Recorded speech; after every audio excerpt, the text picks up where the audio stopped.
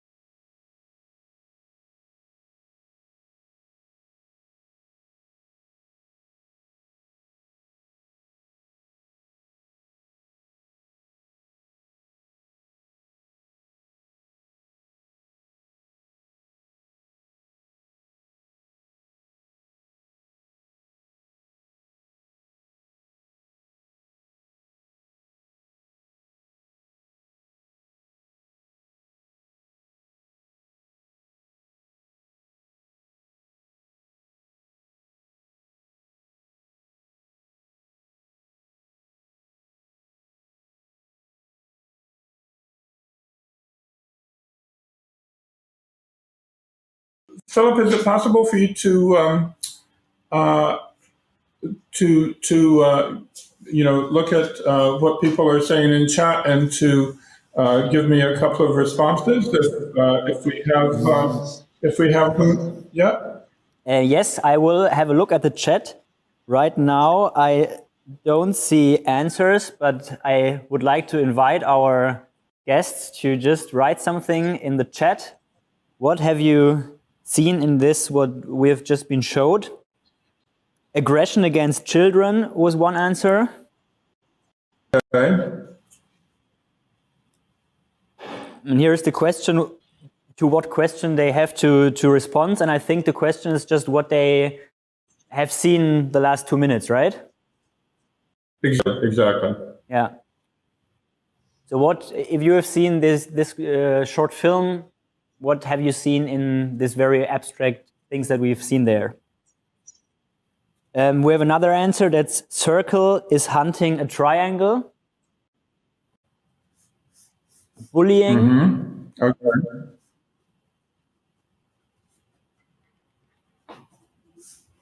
Maybe some more.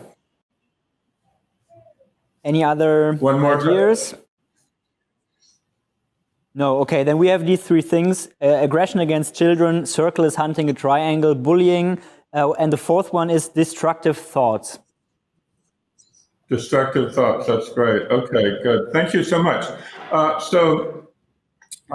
me just about this for a moment. What was seen, obviously, at a certain level is two triangles, a circle, and a rectangle.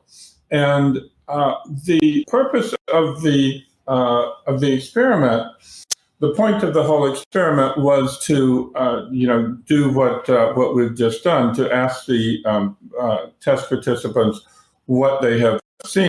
And when the experiment was first in 40, the results were very, very similar to what we've just gotten. There was exactly one person out of the audience of, I think, about 40 or so, who described it in purely geometric terms.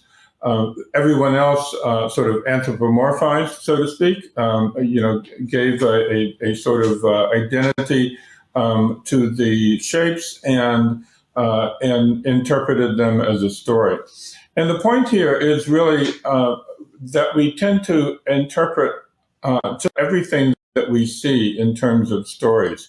The brain is very much a pattern recognition organ, and stories are all about finding patterns. They're all about seeing patterns and comprehending our world, understanding what is happening around us. This is why we tell stories to ourselves. This is why we tell stories to other people.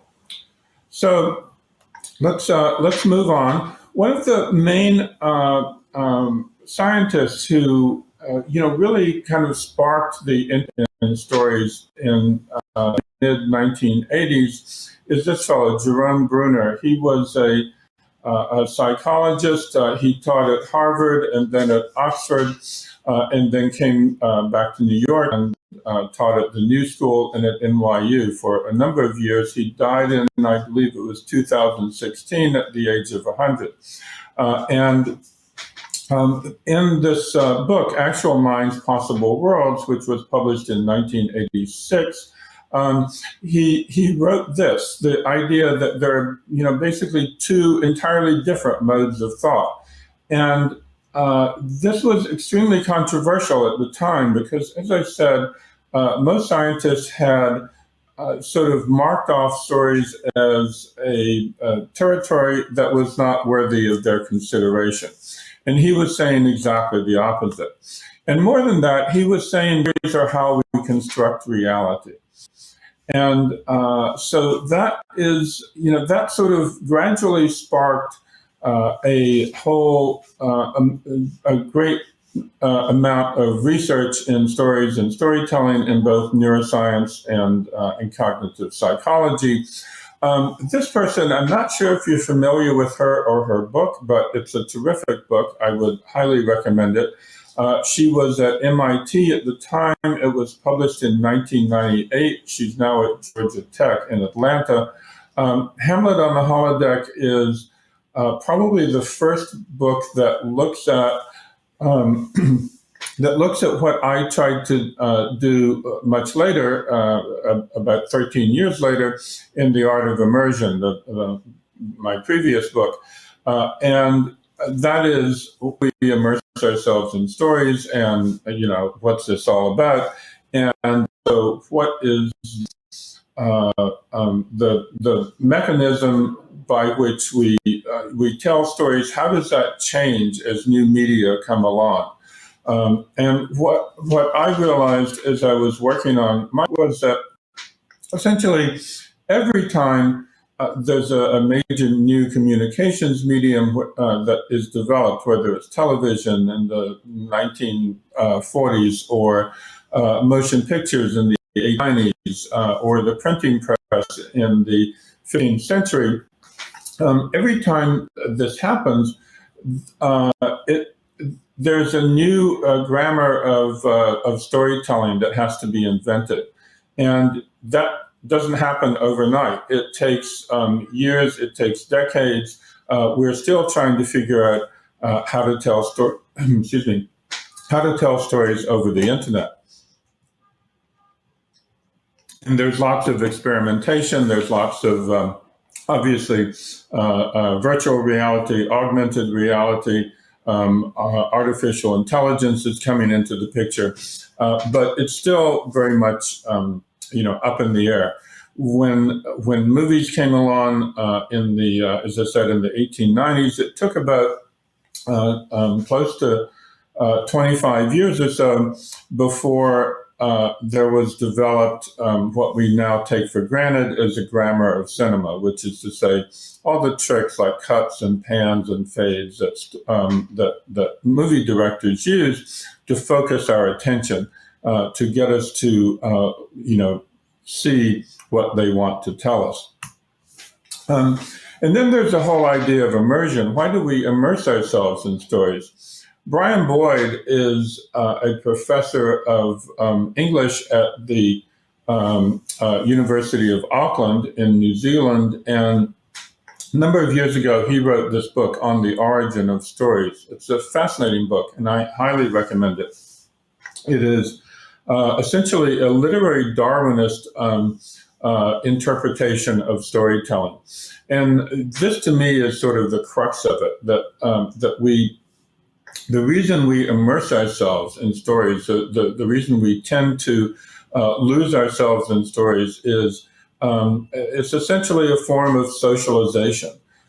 If you have little kids or have ever had little kids, you will be familiar with the idea that they want to hear the same story over and over and over again every night, or watch the same story or whatever. And this is no accident. It's the same mechanism by which we tend to lose stories, whether it's a novel, a movie, a television show, virtual reality presentation, just about anything. So I think that's sort of, to me at least, explains what's going on there. And what I want to do now is to go into, I want to look at a number of experiments that have been done over the past 20 years or so that explain how this works and shed some light on what we're actually experiencing here, what we're actually doing. And first I want to start with this. The book One Boy's Day was published, I believe, in 1949. It was by Roger Barker, who was the head of the psychology lab at the University of Kansas. And Barker took a very different position from most psychologists at the time. He studied in their natural habitat, sort of like Jane Goodall did with chimpanzees many years later. And so he decided to go to this tiny town in Kansas called Oskaloosa. and set up what he called his Midwest Psychological Field Station, which was on the second floor of this bank building that you see on the lower left. What he did was he and his team found this 7-year-old boy whom they called Raymond, and they followed him around for an entire day. They wrote down every single thing that he did, and then they published it in this book, a specimen record of behavior. So that was their, essentially account of how a human behaves, through a day, a human child at least, school kid. So many years later, in the aughts, in the 2000s, psychologists and neuroscientists, I should say, at the Washington University in St. Louis, decided to run an MRI experiment based on one boy's day. If you're familiar with fMRI, it's functional magnetic resonance imagery. It uses an MRI machine, which we see here, to scan the brain as a subject is reading a story or watching a film or whatever, and that is the functional part. It scans the brain, and it can see or it can be interpreted what parts of the brain are being activated at precisely a certain moment of time. So when the test subject is reading a sentence, they can see what part of the brain is being activated. And what they found here was that every time Raymond picked up a pencil, the parts of the brain in the viewers, the fMRI subjects, test subjects, the parts of the brain that had to do with grasping motions were activated, lit up, so to speak.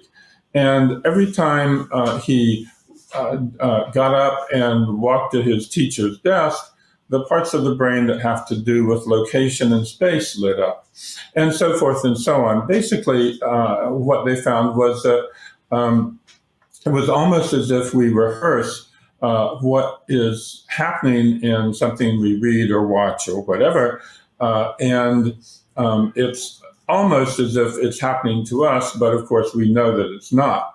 But it does sort of suggest that we simulate the events of the story.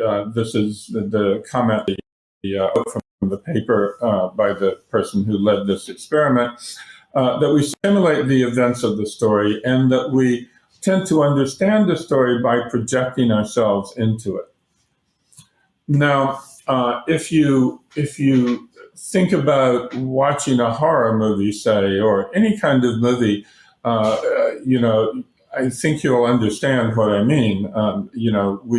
We get scared in horror movies not because we're rationally understand that something is threatening us, but because we have lost ourselves in the story. We have projected ourselves into the story that we've kind of lost touch with reality. Now, this is another experiment, Murder at the Mall. There was a woman named Melanie Green who was actually a master's candidate at Ohio State University in the late 90s. And she wanted to find out what the effect of immersing ourselves in a story would be. How does it actually affect our beliefs, our attitudes, that sort of thing, if indeed it affects them at all. So what she did was, there was a book published in the early 90s called How We Die. It was by a medical doctor named Sherwin Newland, and it was a very graphic account of, basically what happens in every conceivable way that a human could die. And there was a section on exsanguination, which is to say bleeding out. And so they took, Melanie and her teammates took a part of this section on bleeding out and turned it into, very slightly edited it and presented it to the test subjects to read. And this was not an fMRI study, by the way. This was just purely a psychological study. So the report was quite vivid, and it was presented in two different ways. So one group of test subjects saw this, presented as if it were a short story or a magazine. And another group of test subjects saw this. It's precisely the same story, but formatted very differently, as if it were a newspaper account, which is to say, as if it were a true story. And in order to sort of, make this study work, what she had to do was essentially acquire immersion and to, decide or have a way of determining who was more immersed in the story than other people. And this had never been done before. What she did was she came up with a series of questions that she asked people after they had read the story. And the questions were designed to determine how deeply people had gotten into the story, how whether they had gotten immersed in the story or not. And there were questions as I was reading, I wanted to know how the story ended. I had my own ideas for how the story ended. I identified with this or that character, and so forth. And the characters in the story were, there was a young girl. She was in a shopping mall with her older sister. The older sister steps away for a moment, and just at that moment, a psychiatric patient who is out on leave comes up to the little girl and starts stabbing her with a knife. Clearly insane action. And Joan, the older sister, looks back and sees what's happening. And of course, she's horrified. And in the terms of the Sherwin Newland story, we see what happens to the little girl. In terms of this story, we, basically the idea is to see what effect the story has on different people, depending on how immersed they were in the story. And these are some of the results that she got. Basically, if the, by the way, transportation is the, in case you don't know, transportation is the psychological term for immersion, as if you are being transported by the story. It means precisely the same thing. It's just a metaphor. People who were more transported, more highly transported, were immersed in the story, came away from reading it more likely or likely to believe that someone is being stabbed to death somewhere in the United States, in the shopping mall, or in the state of more often than people who were not transported. And in answer to the question, should psychiatric patients be let out unsupervised, people who were more immersed felt much more strongly that they should not be let out. They should not be allowed out in society. That was essentially the reaction to that experiment. The other thing that she found out was that whether people were told the story was true or false made absolutely no difference.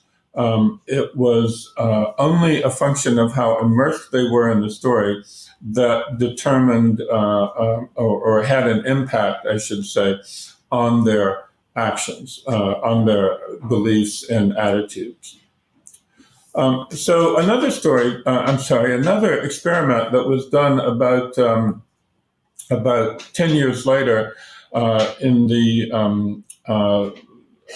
paper was published, I believe, in 2009. Another graduate student at Ohio State wanted to find out, what determines immersion? How can immersion be encouraged? How can you get people to be immersed in your story? And so he came up with a couple of different stories and presented them in different ways.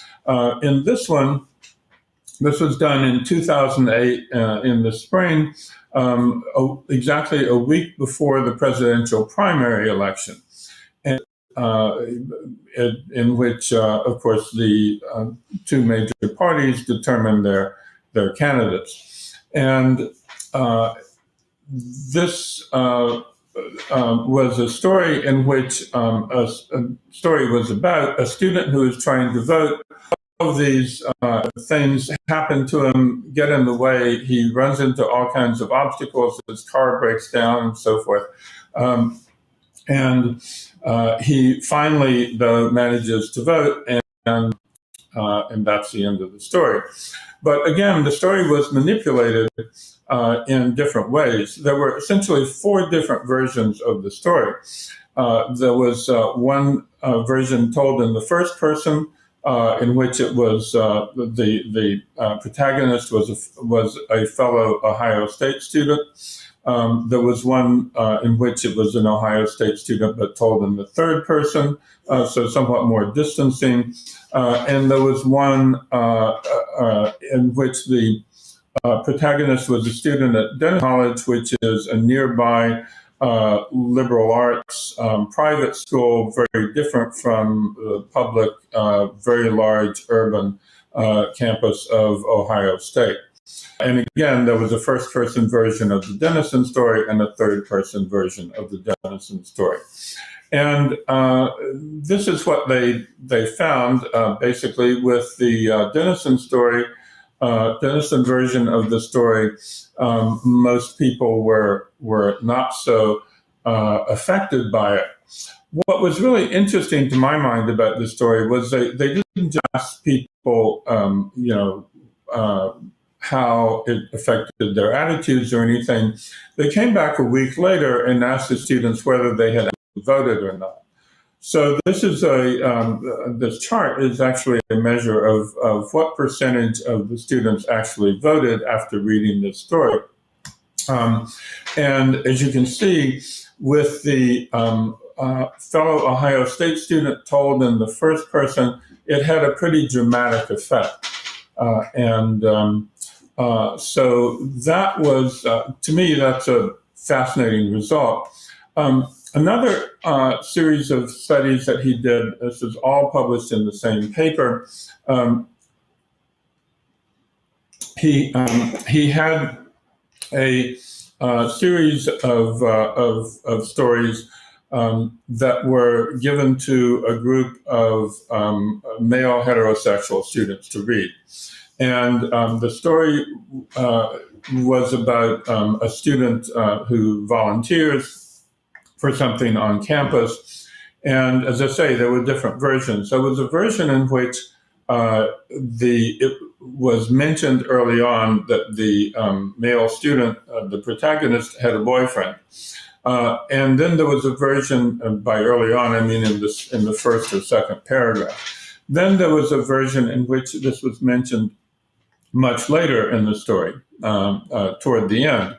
And there was another version in which he was identified as straight. They mentioned his girlfriend. So what happens, the result of this was that students who were reading the, as they called it, gay early story were much less likely to identify with the protagonist, to kind of spontaneously assume his identity. If we understand stories by projecting ourselves into them, this is what happens. We spontaneously, in our imagination, assume the identity of the person the story is about.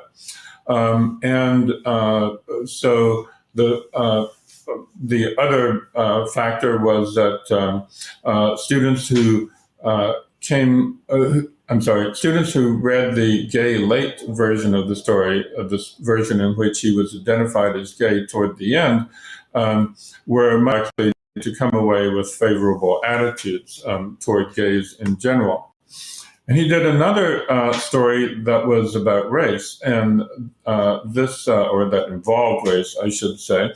This one was the test subjects here were white, both male and female students, and again there was a version of the story in which the protagonist was identified as black late, or identified as white.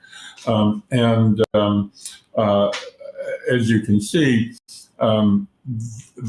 again, the black late version, they were more likely to spontaneous in his identity, and they were less likely to come away sort of expressing what are considered racist attitudes.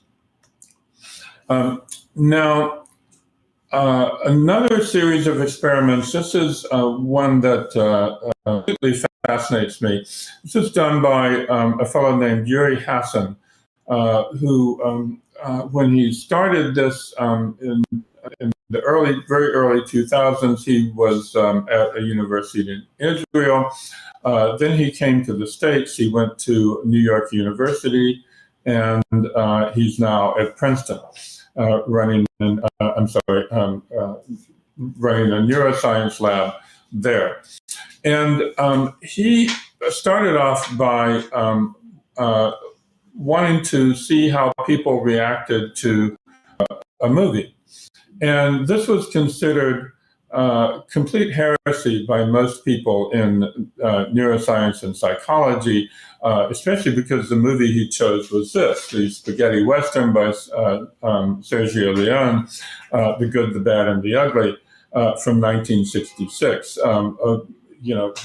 What scientists in particular would consider kind of a trashy movie. But it was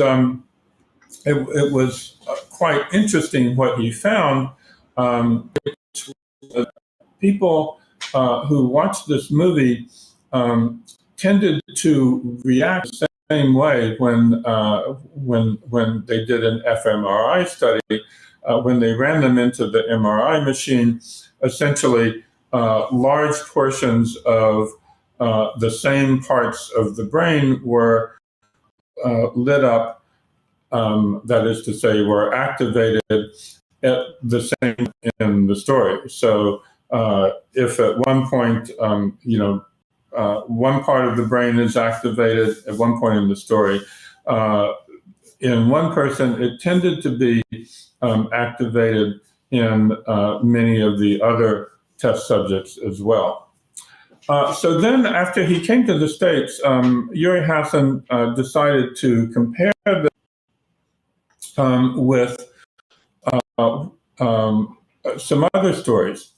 And one that he chose was an episode of Alfred Hitchcock Presents, the television series which ran from 1955 into the some point in the earlier mid-60s. And this particular episode was called Bang, You're Dead. The series, if you're not familiar with it, was a hour TV show that presented in every episode a whole different story with different characters that wrapped up in the over the course of the half hour. It's about this little kid that you see here, who is in the story. He innocently picks up a loaded pistol that his uncle has left in the house. He's been playing cowboys and Indians with toy guns. He thinks this is a toy gun, and he slips out of the house without any of the adults seeing him, and starts wandering around town, pointing this loaded pistol at people.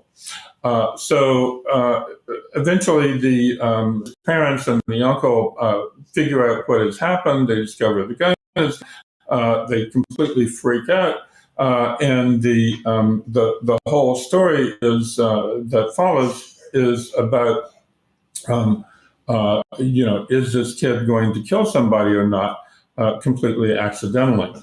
And what they found there was that, actually, let me back up. I'm sorry. They also compared it to one other TV show, Curb Your Enthusiasm, the Larry David Show, which is this, if you're not familiar with it, it's on HBO in the States. It's a rather quirky comedy. And they compared it to what they call the reality sequence, which was just some footage of people interacting in Washington Square Park, Manhattan, directly sort of in the middle of the NYU campus. As you can see here, what the story was and who tells it has a tremendous effect on how people's brains in sync while watching the story. Larry David, not so much. The reality sequence in Washington Square Park, barely at all. The spaghetti western, somewhat. But Alfred Hitchcock, quite a lot. Quite a lot of people's brains are activated in the same way at the same time while watching this film, or I should say TV show. And this was essentially his conclusion, that Hitchcock was able to orchestrate our responses. Basically, our response to a story, the implication is very strongly, our response to a story is essentially the director or the writer is transferring their brain state to us. We are sharing the same brain state with other people who also experience the story, and we are very much influenced. Our brain state is very much influenced by the skill of the author of the story. In Hitchcock's case, very skillful. There's one more experiment I want to talk about, and then we'll move on to some questions. There was a study at the business school at the University of Helsinki in terms of how storytelling can affect our experience of a brand. And this happened as a new brand of facial cream was being introduced in Finland for the first time. This brand, nothing by this brand had ever been on sale in Finland before. So they did an experiment in which there was no story and in which other people got a version of the product that was accompanied by a story. And as you can see, the reaction was very, very different. The people without the story thought it looked cheap and not very interesting. The people who got the story had almost a completely opposite response. They thought it was charming, and that they, far from not putting any effort into the appearance of the product, they put a lot of effort into it.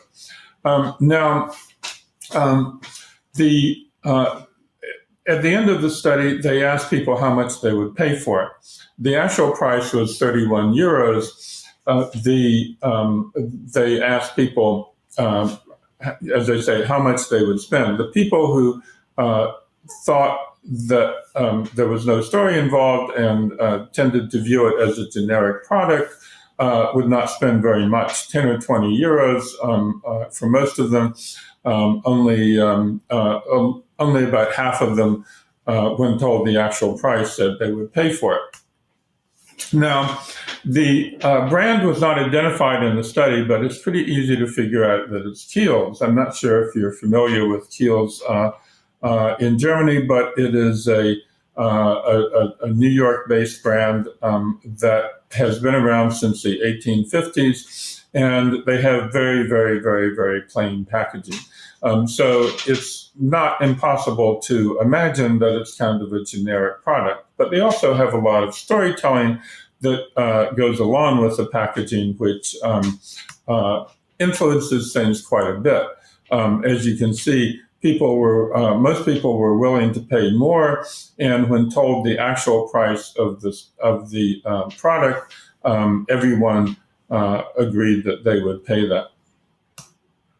So that's essentially what I wanted to talk about here. And I think, Philip, if you have some questions from people in the audience, I'd be happy to answer them, or try to in any case. This, by the way, this is the book Philip mentioned the book that I have coming out in June, and it's available for pre-order on Amazon and various other places. So I hope you have a chance to. I hope you have a chance to look at it. Philip, any questions? Thank you so much, Frank, for this these thoughts and your insights, and also some numbers that you put on just the thoughts to prove them. Very interesting. I'm looking at the chat right now. I don't see more questions. Actually, we have some more answers to your first question, meanwhile, regarding what we've seen in this short film. It might be too late now, but nevertheless, I wanted to mention it, that some people saw their escape. Some people saw love story. We had also putting someone in a frame. And we had a fight for space, jail, and then we had chat is slow. But I guess chat is slow is not what have been seen in the pictures, but was just a general remark regarding the chat function. So as far as I see it, we have no other questions coming in. Maybe it's also, again, because of the chat is slow idea, but I don't see anything right now. Right. So well, let me. Why don't I just talk to you a little bit about how I developed both the book and the new book and the executive education program that I do at Columbia, which are very closely connected. Essentially, I've been leading, as Philip mentioned, this program in strategic storytelling for about 6 years now. It's jointly presented by the School of the Arts, which is a graduate school of film and theater and so forth, and Columbia Business School. And the idea is to look at how stories can be used strategically. And it turns out, as one of the things you've just seen here, I think, that stories are very influential. Stories can very much impact our attitudes. That, in fact, stories are probably the most effective means of persuasion there are. And the reason for that appears to be that we're taught to make a logical argument, to make a logical case for something, that's the way to change people's minds. It turns out really not to be the case. When we do that, our audience tends to, unless they're predisposed to agree with us, they tend to put up defenses. They tend to, have a sort of an "oh yeah" response, like "oh yeah, really? You're trying to tell me that?" And with a story, on the other hand, people tend to, as we've seen, they tend to lose themselves in the story. They tend to accept, at least temporarily, the idea of what is happening and what's going on behind it. And the other thing, of course, is that stories appeal to the emotions. Stories involve the emotions, and it's much easier for us to be sort of swept away by stories on an emotional level, whereas obviously a logical argument does not have an emotional component. and a couple of years ago, after I'd been leading this program for a while, I decided to create a sort of a toolkit for people who were taking the seminar, so they would have something to go away with beyond just the sorts of slides that you've just seen here. And so I created this sort of 24 page handout that goes to everybody who takes the course, and then suddenly occurred to me that this might be the basis of a book. So that's essentially what the Sea We Swim In is. It's sort of a very much expanded version of how we of the idea how we respond to stories, how ubiquitous stories are in our environment, and what are all the implications of that. So we have one first and last question from the audience, because afterwards we need some time to go to the virtual space that our next session will take place in. But there is one question, and I would like to hear that. Please ask Frank whatever you want to do. Thank you. Lena Falkenhagen here, gaming author and novelist in Germany. You talked about the different framing for stories in the beginning of your talk. Basically, like if we frame something as a newspaper article, it sounds more real and is being taken seriously. Rather, if we frame a story in a short story context, then it's not taken as seriously as real as if it were a newspaper article. And in the last 5 years, we've seen the rise of conspiracy myths in the broad populace. How do you feel, like, has strategic storytelling an explanation for this, or like in a brief 10-minute answer, or is this unconnected? How do you feel about this? Thank you. Yeah, thank you for a great question. And I've been thinking about this quite a lot. As you probably know, the QAnon conspiracy theory, which is completely insane, has made considerable inroads here, and I gather in Europe as well. So what was interesting to me about the different ways that that story was framed was that essentially it made no difference. People reacted the same way to the story as it was presented as a news story that actually happened, as they did when it was presented as a piece of fiction. And that was one of the most surprising results I've come across in studying the psychological study of stories over the last 15 or 20 years. I was really surprised by that. You would think, of course, that if people had told a story as fiction, they would kind of discount it, at least to a certain extent. But this, at least in this experiment, turned out not to be the case, and I'm certainly not aware of any other experiments which have come up with conflicting results. So, I think as I mentioned earlier, the brain is very much a pattern-seeking organ, and it almost doesn't matter what the pattern is. And there's also some very interesting research, which I didn't mention, by Jürgen Schmidhuber in Switzerland. He's a leading neuroscientist and artificial intelligence researcher, and he has come up with what one of his followers describes as a quantifying theory of interestingness, which is to say that what interests us, what grabs our attention, is something that has a certain degree of newness, of novelty, but is not totally novel, is not completely out there. So you would think that something like QAnon, which is completely out there, they believe that there's Democrats and the media elite and so forth are eating children and just all sorts of crazy stuff like this. And John F. Kennedy Jr. is not dead. He's come back to help Donald Trump lead this crusade against the child-eating Democrats. I mean, it's completely crazy. So you would think that maybe people would not respond to that so well, and obviously a lot of people don't.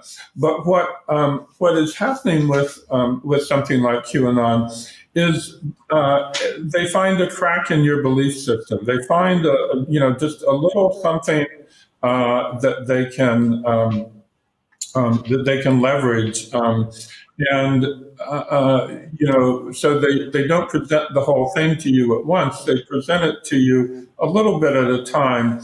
There's another quite distinct movement. There's a whole group of people who believe the Earth is flat, also completely insane.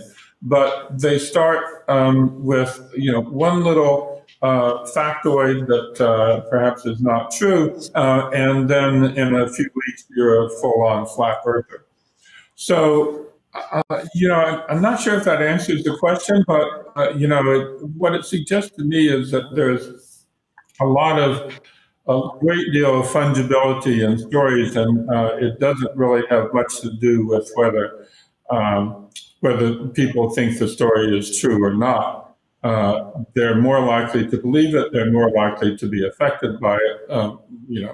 They're equally likely, I should say, one way or the other. So thank you very much, Frank Rose, for this keynote and your insights. Thanks a lot. We all wish the best luck for the outcome of the election in the US. And now switching back to German for our next session. Wir sehen uns gleich wieder im Virtual Space in der Area X, wo es weitergeht mit dem nächsten Punkt um 3 Uhr schon, also in wenigen Minuten. Schaut nochmal, ob eure Headsets alle geladen sind, damit wir da gleich starten können. Da geht es weiter mit unserer nächsten Session. Vielen Dank, Frank Rose, and greetings to the US. Bye-bye. Thank you so much. Bye-bye. Thank you.